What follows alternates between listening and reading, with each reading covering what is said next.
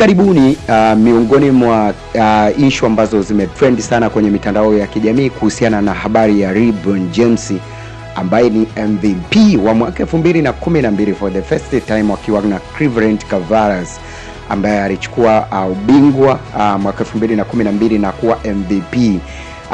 Story nyingi zimekuwa pop sana kwenye mitandao ya kijamii zikimhusisha kwamba yeye tayari amesaini pale tayari amesaini mkataba na 76 years, na ni kweli imekuwa confirmed kwa sasa hivi karibuni. Sasa miongoni mwa sio kusaini tu, lakini miongoni mwa story kubwa ambazo zimekuwa zinashangaza watu wengi, hawakutarajia kwamba LeBron James AK Mbuzi kusajili 76 years pale kutua kwa mkataba saizi wa I think ambao wamesaini pale.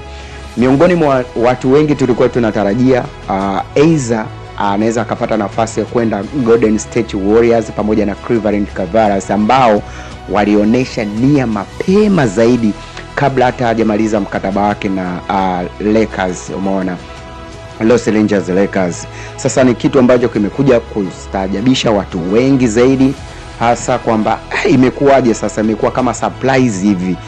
Hakuna mtu ambaye alikuwa anaitarajia Philadelphia 76 years kwamba watamsainisha mshikaji wetu LeBron James. Na mimi mwenyewe wakati tayari hiyo issue imekuwa confirmed kwenye mitandao ya kijamii, hasa kwenye peji yake LeBron James, wakati ameposti, nikaanza kufuatilia kwa kina zaidi. Hii story inaweza kaa scandal, lakini hawezi kuwa na scandal wenzetu, umeona. Mpaka leo hii nimejidhihirisha kwamba tayari mshikaji wetu LeBron James kwa msimu wa 2027 atakuwa na 76 years kwa msimu huo. Imekuwa ni amazing kinoma noma. Mashabiki wengi wa LeBron James wengi wamecomment kwamba wamefurahia kuelekea pale ndani ya umri wa miaka 41 anatua 76 years, anaenda kuipa mafanikio. Ingawa 76 years msimu huu uliopita wa mwaka 2026 wamefanya vizuri zaidi sana, wamejitahidi na walikuwa na performance nzuri zaidi kwenye msimu huu wa 2026. 2025 kuongezeka kwa LeBron James, naamini kutakuwa na vitu vikubwa sana, na kitu ambacho nataka nikupe story kuhusiana na interview ambayo alifanya juzi Caitlin Clark kwenye mahojiano yake. Bwana mwenyewe alishangazwa signing ya mshikaji wetu LeBron James kutua pale 76 years.